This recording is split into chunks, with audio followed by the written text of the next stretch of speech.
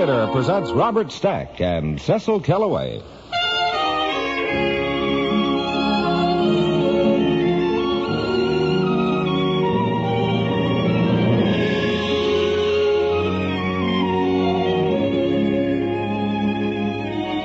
From Hollywood, the Mutual Network, in cooperation with Family Theater, presents The Big One, starring Cecil Kellaway. And now, here is your host, Robert Stack.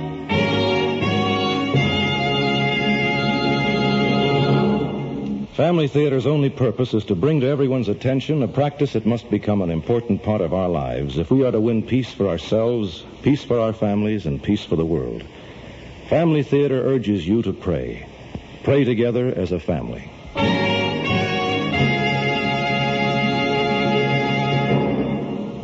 And now to our transcribed drama, The Big One, starring Cecil Kellaway as Daniel.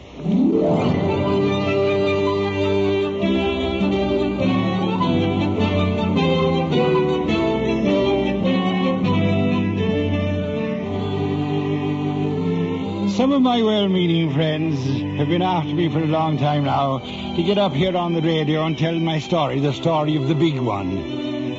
But I just couldn't bring myself to do it. You see, it's like this. It's what you might call a quaint little story about the Irish. And if there's one thing I dislike more than another, it's a quaint little story about the Irish. I'm full right up to here with them. And you know why? They're always full of terrible misrepresentations. People wearing green hats, little shillelaghs and Saint Sure and Bigara and the like. All the time. While there's a full symphony orchestra trying to get your sympathy by playing background music that sounds like quaint little Irish tunes being played on a concertina. Like this.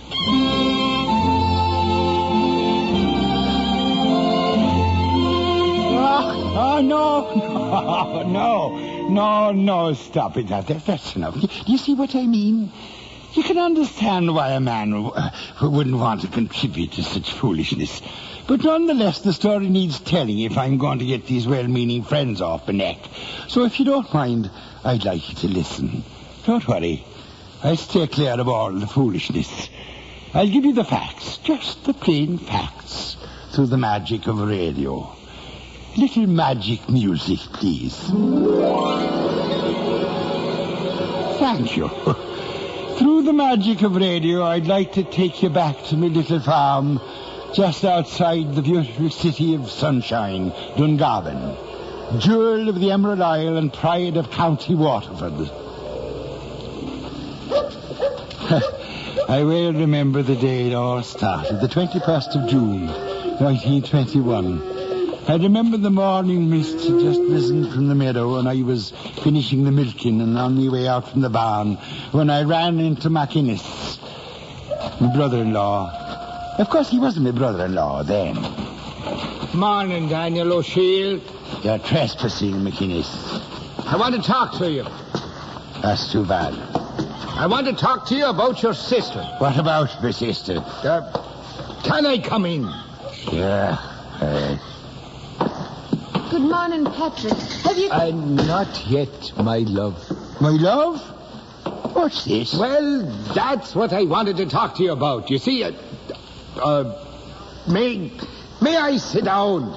Stand on your head for all I care. What's this all about? O'Sheil... O'Sheil, I'm going to marry your sister. What?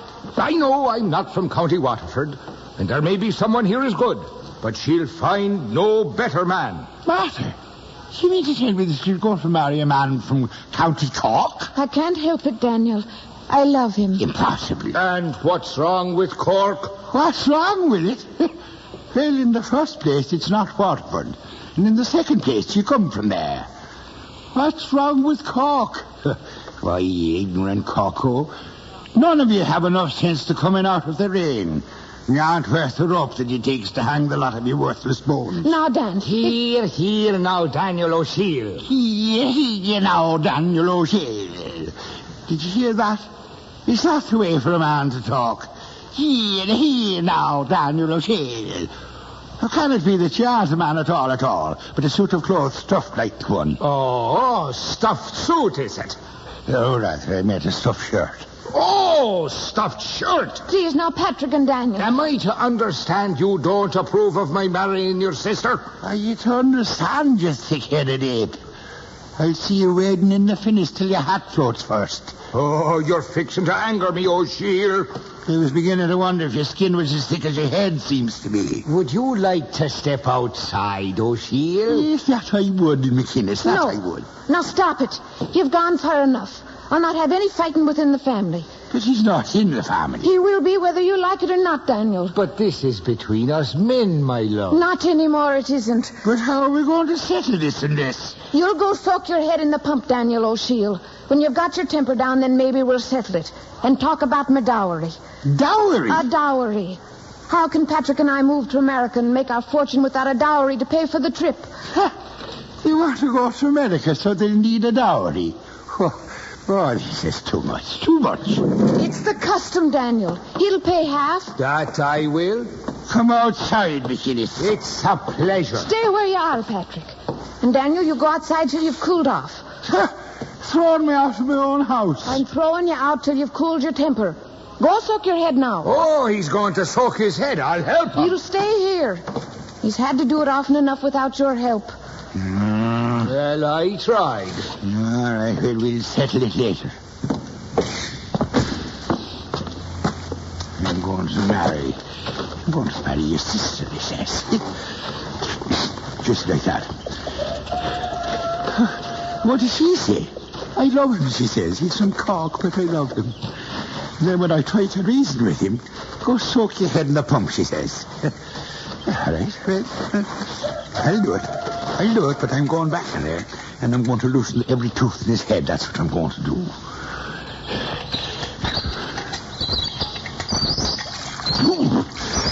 Oof, the water's as cold as charity.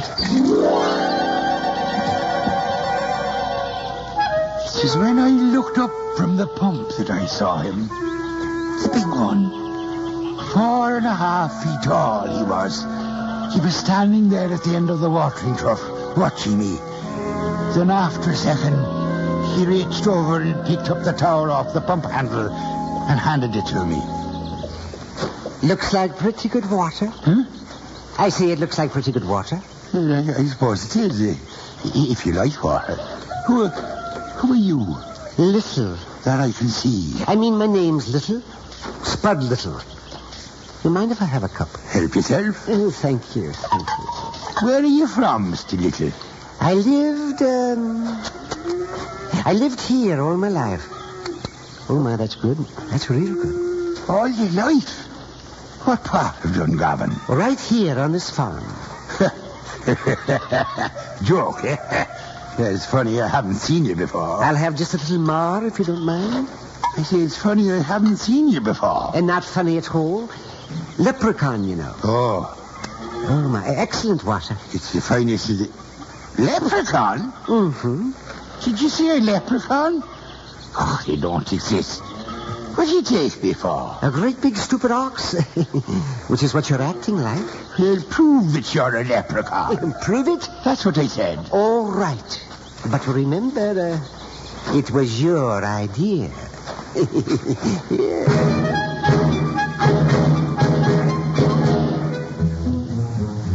Yes, I should never have said that. Because you see, a leprechaun's special talent is finding hidden springs, running water under the ground. And the two of us spent the morning wandering over the farm. Him walking ahead of me all crooked over like a blackthorn stick, listening to the ground.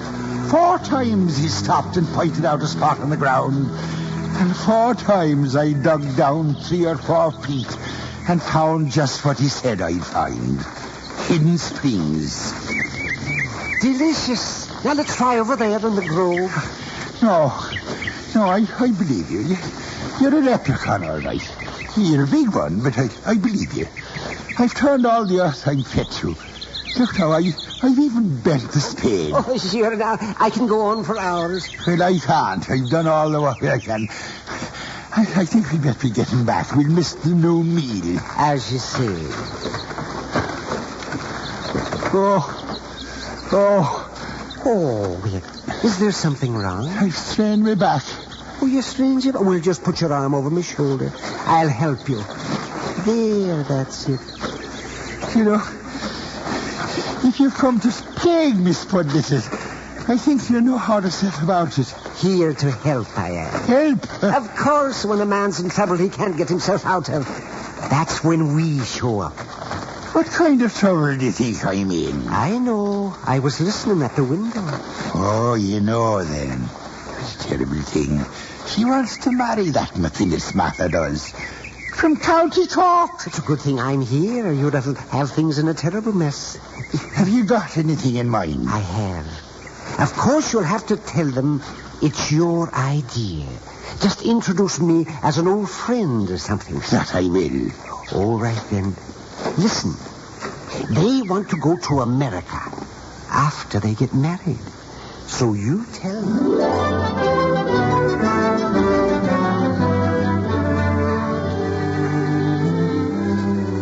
Now, let me get this plan of yours straight.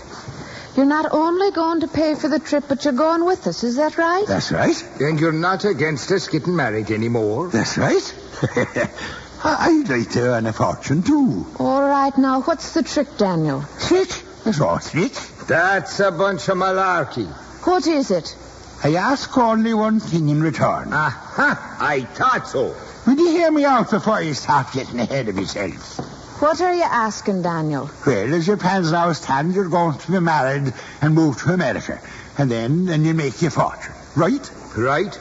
Well, all I ask is that if you can make your fortune before you get married. Daniel? You see, McInnes, I'm only thinking of the comfort and safety of my sister. Well, it sounds right enough. What's the trick? Trick? Yes, what is it? Well, Out with it. if you haven't made your fortune in a reasonable amount of time, we'll call the wedding off. I don't like it. No, wait a minute, my love. What would you call a reasonable amount of time, O'Shiel?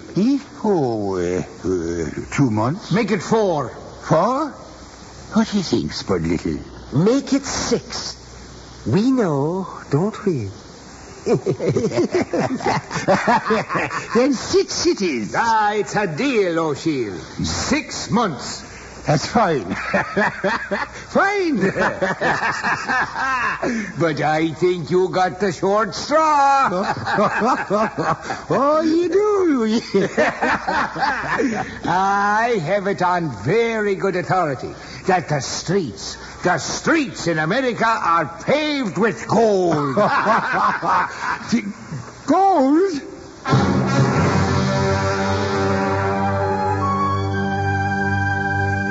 That was the first time I thought Spud Little had double-crossed me. But I didn't think so for long, because you see, when we got to New York, we found that the streets were not paved with gold. In fact, they weren't even paved with brass. So west we went.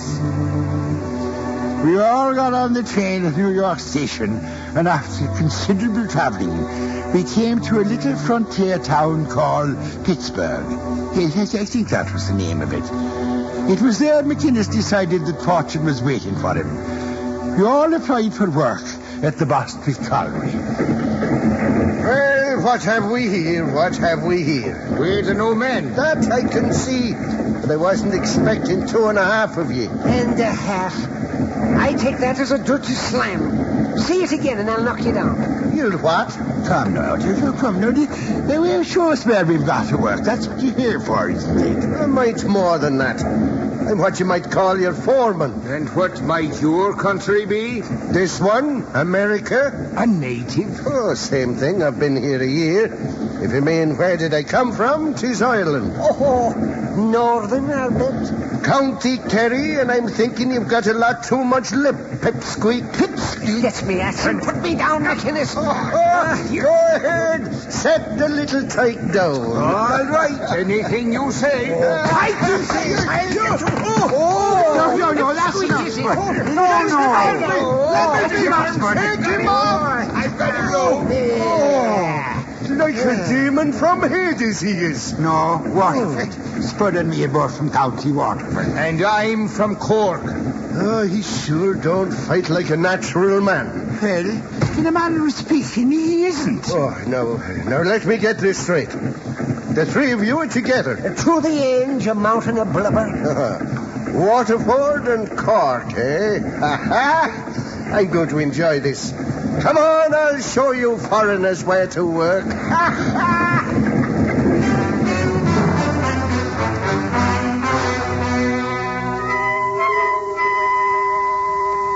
And so it turns out, ma'am, that this big ox has got no sense of humor. Oh, what a pity, that poor man. Yeah, he's got us working in the deepest, darkest, wettest hole in the whole dirty coal mine. Aye, and the worst possible company, I might add. True, the three of us are working together. And it's all your fault, McInnes. If you hadn't set him down. My fault. You'd begrudge a man the chance to defend his honor? You didn't know leprechauns were supposed to have any honor. What's that you say? I said, would you have another glass of water? It's a good idea. I think I will. I think, Spud Little, that O'Shiel is the kind of a man to begrudge others their due. It would appear so. You're asking for trouble again, McInnes. Now that'll do. We've troubles enough, and there are other things to think about, Daniel.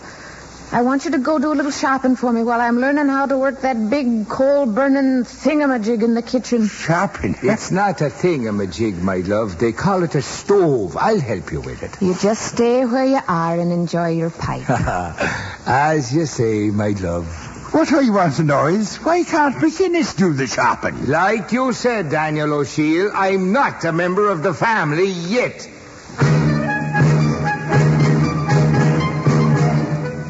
Well, everything went along smoothly for a couple of months, and we were all making good money.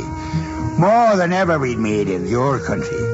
But the food prices being what they were, it was pretty close to impossible for McInnes to save any money. Why, a knot of cabbage no bigger than your head cost the better part of a nickel. And you couldn't get a pound of ham for less than a dime anywhere. So it looked to me like McInnes wouldn't be making his fortune in the time that was left.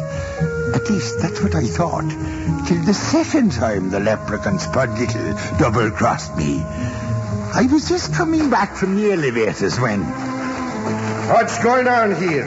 Nothing. That's what I mean. Why aren't you cutting coal? Because the vein's about to run out. Oh, about to run out?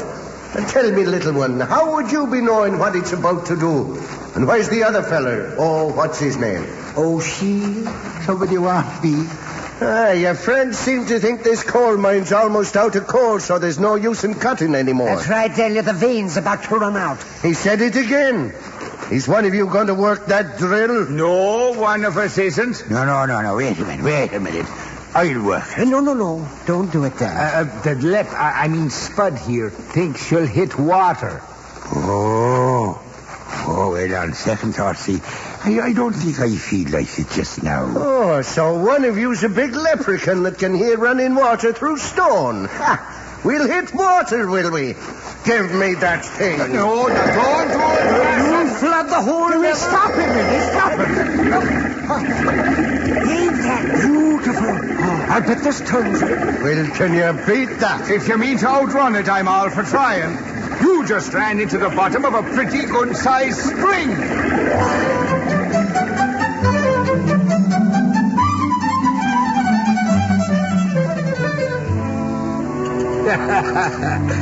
And, of course, Watson was for keeping the whole thing quiet. Oh, I should think you would. But I'm thinking it's a little hard to keep the floating at the whole level a secret. And all this is why Mr. Bostwick himself gave you all a raise in pay? It is. And I think it's no more than we deserve. It won't be long now, my love. I'd like to have a word with you, Spud Little, outside. If you like, Dan. Well, aren't you having any dessert? I'll be obliged if you'll hold mine for a few minutes, ma'am. Daniel? I don't want any. What you having for dessert? Blueberry pie. Oh, I'll be back. What is it, Daniel? I have a feeling you're working against me, Spud Little. Oh, working against you? Me? You told McInnes you were a leprechaun. And you told him about the water. Well, you weren't there. I had to. You saw what happened. That's so. But he's got a raise out of it, a big one. Near $3 a week. Sit down for a minute, Daniel. I don't feel like sitting down. Stand, if you will, then. But listen. You got a raise, too, now, didn't you? I did. We all did. But now I stand a chance of losing the bet with him. What if you do? What if I do? You're both a long way from Cork and Waterford now. You've got no excuse to be against him. No. A bargain's a bargain, isn't it? Agreed, yes. And another thing, he's too cocky. Maybe if he wasn't so cocksure about winning. You know, by thunder, I want you to promise me that you won't warn him about anything again. Are you sure that's what you want? I'm sure. It's a promise, then. But you'll pay for your bullishness if you're not careful.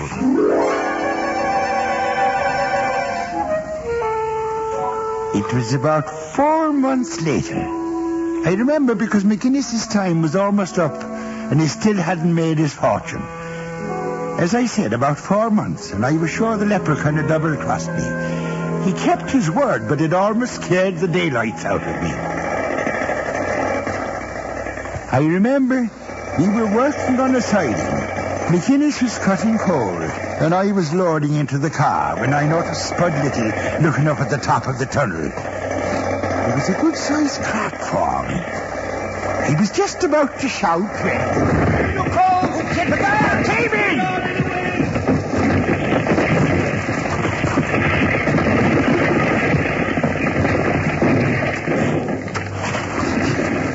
It's a wonder we were not all dead. Well, maybe we are. I don't feel dead. It may be only a matter of time. Take a look at that. Oh, looks like it's sealed up all right. Wait. Look. Isn't that a hole? A hole? Where? Up there. Near the top of the heap.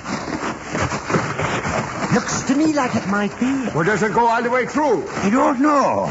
Try shouting. You might as well. Hello! Hello out there! Spud, move in a little ways if you can. And see if you can hear anything. Anybody in there? Did I hear something? You did? Hello, who wants to know? Watson, are you all right? Yes, we're all right. What did he say? I'll tell you if he says anything good. Why don't you come out the other way? The other way. Where? What are you doing? He's gone mad. No, I'm not. I'm just stuffing my coat in this shaft. That's Watson out there. Says we're in a bad way. If he gets the last laugh, at least we won't have to hear it. In a bad way?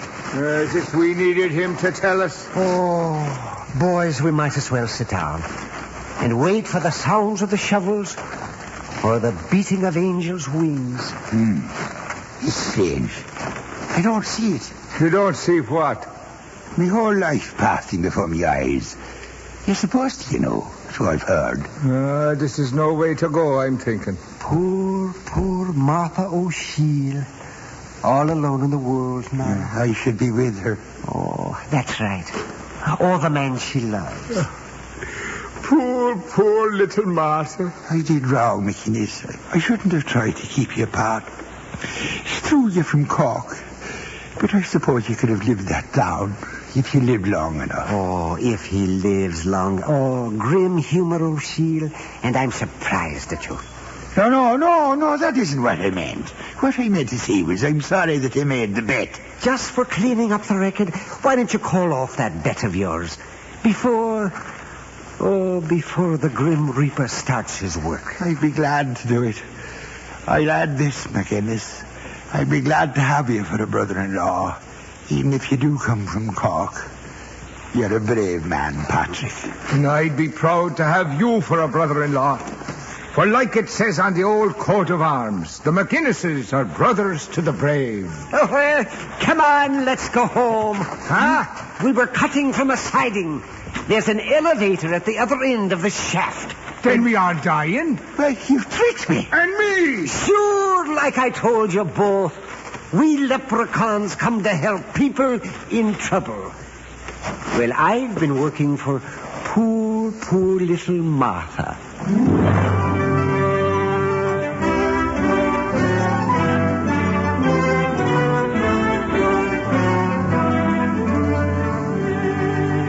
Of course, that was a long time ago. In fact, I've been an uncle 7 times since then. And everything's worked out for the best, in spite of McInnes being a corpsman. And as for the big one, Spud Little, I get cards from him now and then. In the last one, he said that he was doing business in the Spearhead Springs Water Company. Owns it himself, he does. Somewhere in California, I think. In a city called Glendale, in County Los Angeles. He's doing fine. Oh, no, wait a minute. Oh, no, wait a minute, Mr. O'Zimmerman. Like I told you at the beginning, that's what I was trying to avoid. Now, let's have a little final music with hair on its chest. Like a few bars from John Philip Beausouche, say. That's the way to finish.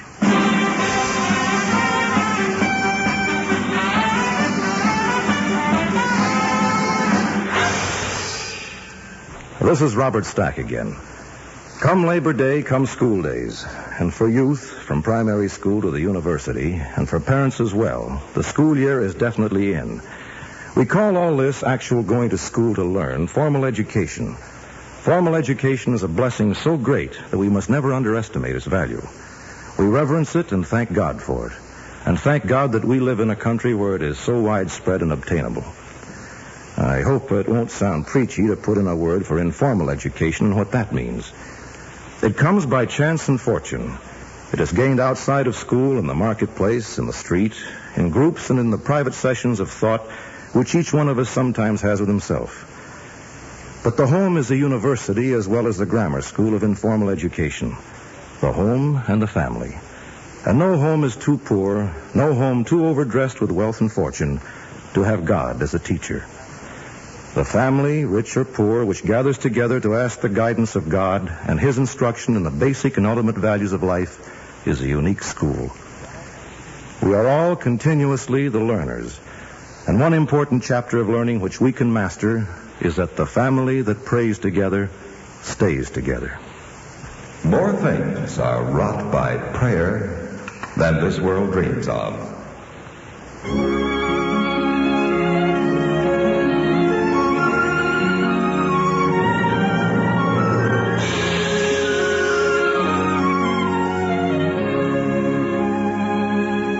From Hollywood, Family Theater has brought you transcribed The Big One, starring Cecil Kellaway. Robert Stack was your host. Others in our cast were Howard McNear, Joyce McCluskey, Marvin Miller, and Tudor Owen. The script was written and directed for Family Theater by Robert Hugh O'Sullivan, with music composed and conducted by Harry Zimmerman. This series of Family Theater broadcasts is made possible by the thousands of you who feel the need for this type of program, by the Mutual Network, which has responded to this need, and by the hundreds of stars of stage, screen, and radio who give so unselfishly of their time and talent to appear on our Family Theater stage. To them and to you, our humble thanks. This is George Crowell expressing the wish of Family Theater that the blessing of God may be upon you and your home, and inviting you to be with us next week when Family Theater will present The Fable of the Perfect Princess, starring Gene Lockhart, Kathleen Crowley, Rita Johnson, and Claude Akins. Join us, won't you?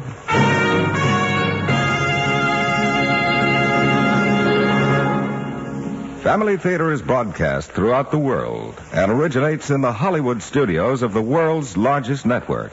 This is Mutual, the radio network for all America.